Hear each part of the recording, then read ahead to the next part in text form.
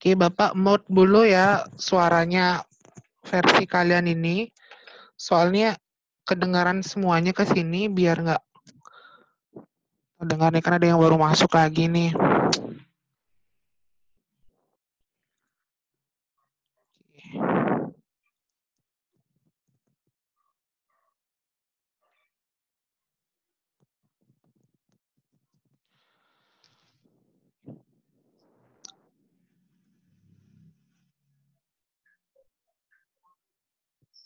Oke, kita mulai.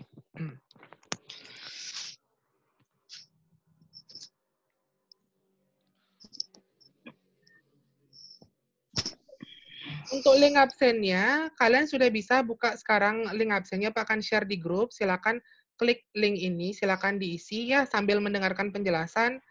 Kalian mengisi absennya.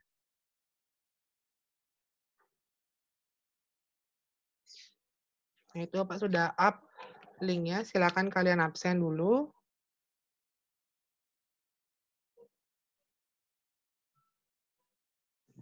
Ya, sembari ya. Cek di grup kalian.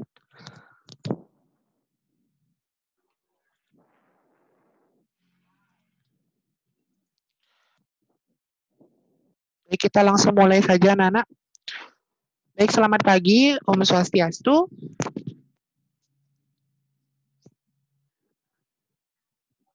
Dan kita bisa berjumpa pada pagi hari ini dalam pembelajaran sejarah.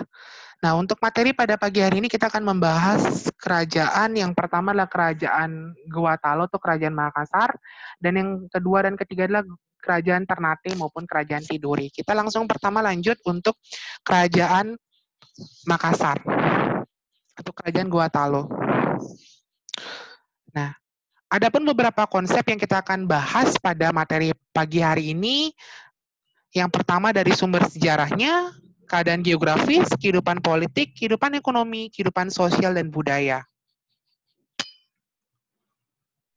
Nah, untuk sumber-sumber sejarahnya, ini ada 3. Yang pertama adalah Benteng Ujung Pandang, kemudian Masjid Katangka, ini merupakan cikal bakal nanti masuknya Islam di daerah Makassar.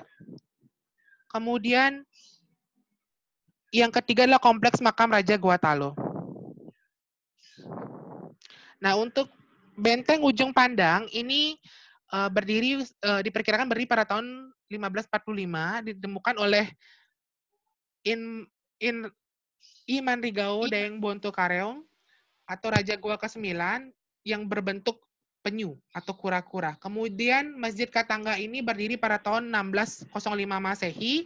Kemudian dilakukan pemugaran oleh Sultan Mahmud, Kadi Ibrahim, Haji Mansur, dan Andi Baso. Nah, dalam masjid ini menggunakan tulisan Arab berbahasa Makassar.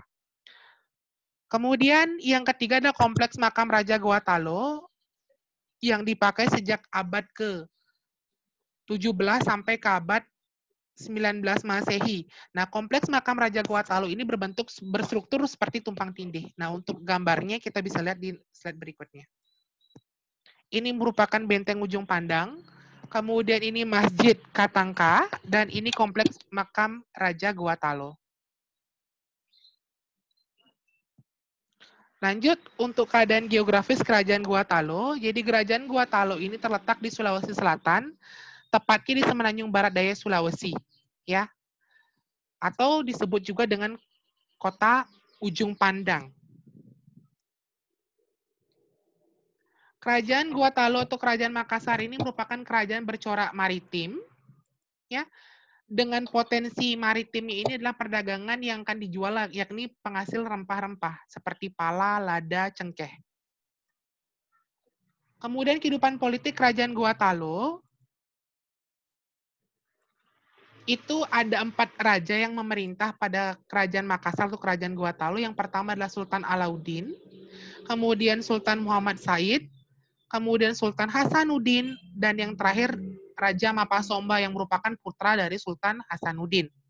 Nah, sebelumnya perlu kalian ketahui, Kerajaan Gua Talo ini merupakan kerajaan yang awalnya itu bercorak Hindu-Buddha.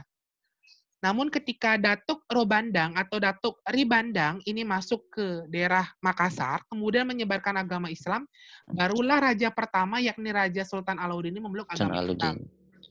Otomatis rakyatnya pun juga ikut Ya, memeluk kerajaan, rakyatnya ikut Islam. memeluk agama Islam, ya. Ya.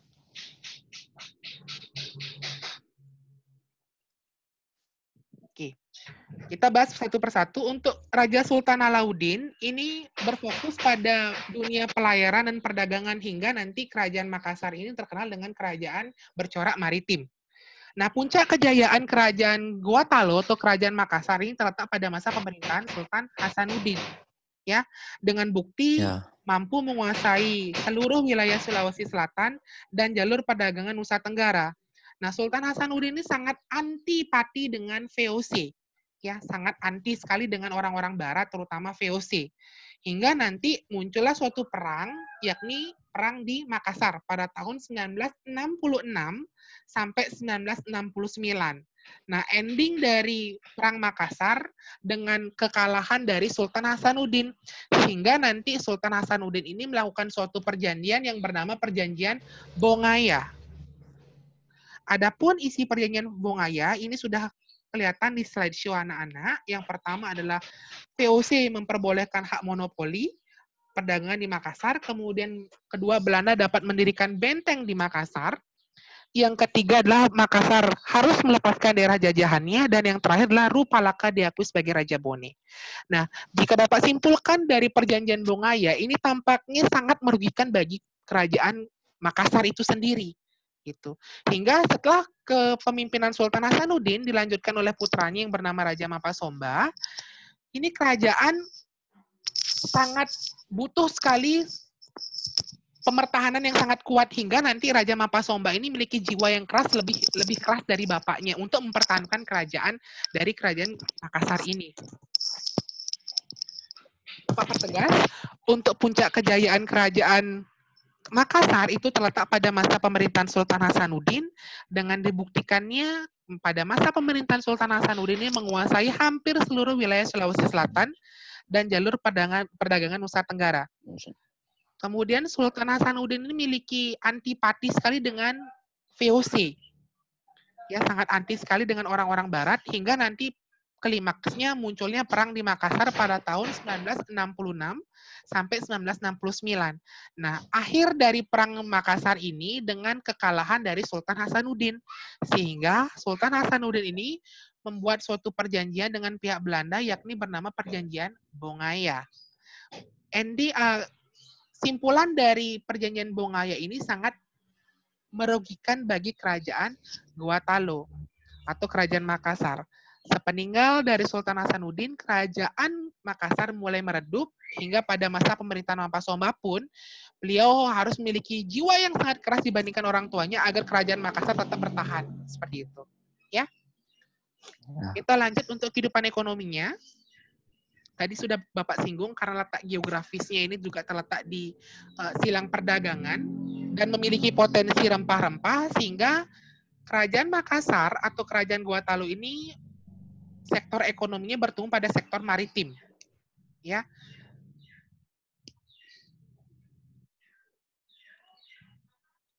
Kemudian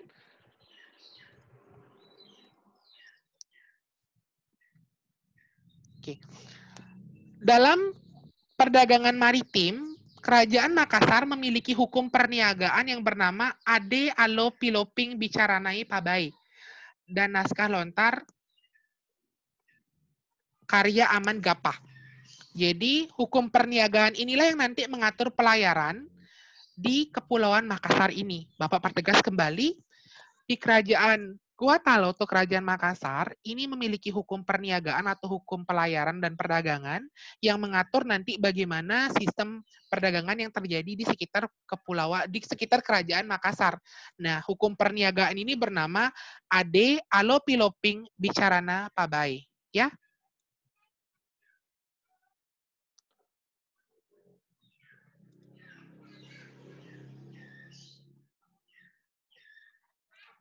Kemudian untuk kehidupan sosialnya, kehidupan sosial di Kerajaan Gua Talu, Kerajaan Makassar, ini terdiri dari 3 lapisan. Yang pertama dengan istilah Karaeng atau kaum bangsawan. Kemudian ada kaum Tumasak atau rakyat biasa. Dan golongan Ata atau golongan hamba sahaya atau lapisan yang paling bawah. Kemudian sumber dalam sistem pelapisan masyarakat ini berdasarkan sumber-sumber dalam ajaran agama Islam yang nantinya berpegang teguh kepada keyakinan pada Allah yang menciptakan lautan untuk semua hambanya. Ya, jadi Bapak ulangi lagi untuk kehidupan sosial di Kerajaan Makassar ini ada 3 lapisan kemasyarakatan, yakni yang pertama ada Karaeng, Tumasak, dan Ata. Karaeng ini artinya kaum bangsawan, Tumasak inilah golongan rakyat biasa, dan Ata inilah golongan hamba saya atau lapisan yang paling bawah. Kemudian kehidupan budaya Kerajaan Gua Talo, yang pertama adalah pembuatan perangkap dan kapal pinisi. Jika kalian mungkin punya uang 100 rupiah zaman dulu, ini ada gambar perahu pinisi. Inilah salah satu bukti juga bahwasannya Kerajaan Makassar itu bertumbuh pada sektor maritim dengan adanya kapal pinisi ini. Kemudian untuk budaya yang lainnya, jadi masyarakat Kerajaan Makassar itu mengembangkan seni sastra yang bernama Kitab Lontara. Jadi Kitab Lontara ini sebuah karya sastra yang nanti dituangkan dalam bentuk tulisan di dalam lontar. Kalau kalian bahasa Balinya lontar itu daun ental. Itu ditulis, nanti di dalam tulisan ini mengandung karya-karya sastra, ya, ataupun ajaran-ajaran yang memiliki nilai-nilai bagus dalam kehidupan di masyarakat Kerajaan Makassar. Nah, untuk materi Kerajaan Gua Talo cukup sekian. Bapak lanjutkan lagi ke Kerajaan Ternate dan Tidore. Sembari kalian mendengarkan penjelasan Bapak, silakan klik nanti link yang Bapak sudah share di WhatsApp. Itu link absennya. Silakan diisi anak-anak, ya. Sembari mendengarkan penjelasan Bapak.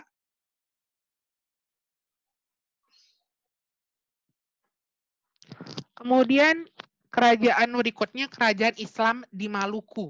Jadi kerajaan Islam di Maluku itu ada 2 kerajaan besar yang happening di panggung sejarah Indonesia, yakni kerajaan Ternate dan kerajaan Tidore. Jadi 2 kerajaan ini berada di wilayah Kepulauan Maluku.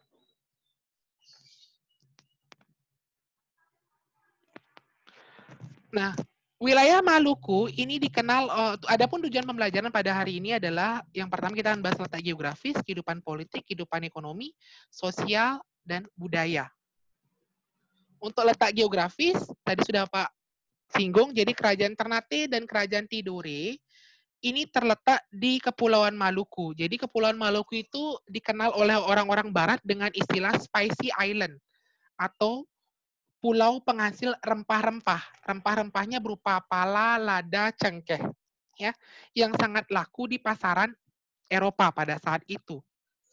Nah, untuk letak dari kerajaan Ternate ini terletak di Sampalu dan kerajaan Tidore terletak di selatan dari Ternate. Bapak pertegas kembali, Maluku ini memiliki 2 kerajaan besar, yakni kerajaan Ternate dan kerajaan Tidore. Maluku ini mendapatkan istilah oleh bangsa barat dengan istilah Spicy Island atau pulau penghasil rempah-rempah. Nah, rempah-rempah komoditi utama di Maluku ini ada pala, lada, cengkeh, ya, itu yang sangat laku di pasaran Eropa. Untuk kehidupan politik di kerajaan Ternate, jadi kerajaan Ternate ini awalnya ini merupakan gabungan dari persekutuan atau persaudaraan ada 5, yakni Persekutuan Uli 5 namanya, yang terdiri dari Ternate, Obi, Bacan, Seram, dan Ambon. Jadi asal muasal kerajaan Ternate ini berasal dari persekumpulan 5 kawasan yang disebut dengan Uli 5, diantaranya ada Ternate, Obi, Bacan, Seram, dan Ambon. Ya. Kemudian puncak kejayaan kerajaan Ternate ini terletak pada masa pemerintahan Sultan Baabullah. Ya. Bapak ulangi lagi, puncak kejayaan kerajaan Ternate ini terletak pada masa pemerintahan Sultan Baabullah.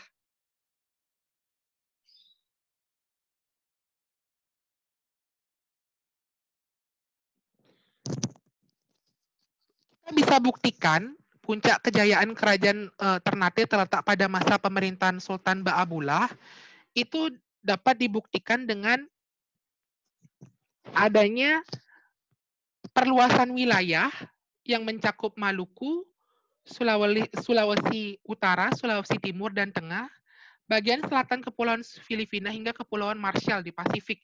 Itu merupakan prestasi dari Sultan Ba'abullah ketika memerintah kerajaan Ternate. Bapak ulangi lagi. Anak-anak. Untuk puncak kejayaan kerajaan Ternate itu terletak pada masa pemerintahan Sultan Ba'abullah, ya, dibuktikan dengan perluasan wilayah yang membentang dari Maluku, Sulawesi Utara, Sulawesi Timur dan Tengah, bagian selatan Kepulauan Sulawesi hingga Kepulauan Marshall di Pasifik.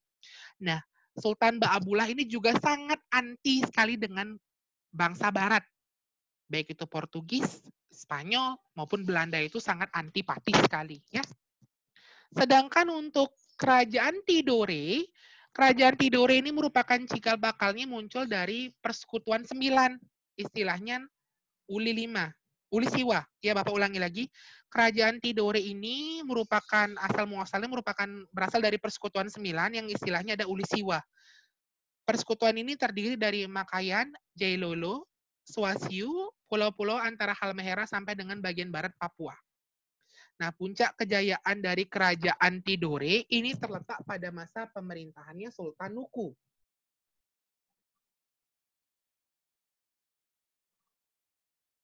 Ya. Sama halnya dengan Sultan Ba'abullah, Sultan Nuku ini sangat antipati sekali dengan bangsa Barat, terutama VOC, sangat antipati sekali. Kemudian untuk keadaan ekonomi, jadi kerajaan Ternate maupun Tidore ini bertumpu pada sektor perdagangan, ya, dengan hasil komoditinya adalah rempah-rempah, baik itu cengkeh maupun pala ataupun lada, ya. Perdagangan ini datang ya atau berasal dari pedagang-pedagang yang melakukan kontak dagang ini berasal dari Jawa, Sulawesi, Eropa, Persia maupun Melayu. Ya, Bapak ulangi lagi. Kerajaan Ternate maupun Tidore ini merupakan keadaan ekonominya ini bertumpu pada sektor perdagangan dengan komoditinya adalah rempah-rempah yang berupa cengkeh maupun pala. Nah, perdagangan ini melakukan kontak dagangnya yang berasal dari Jawa, Sulawesi itu sendiri, Eropa, Persia maupun Melayu.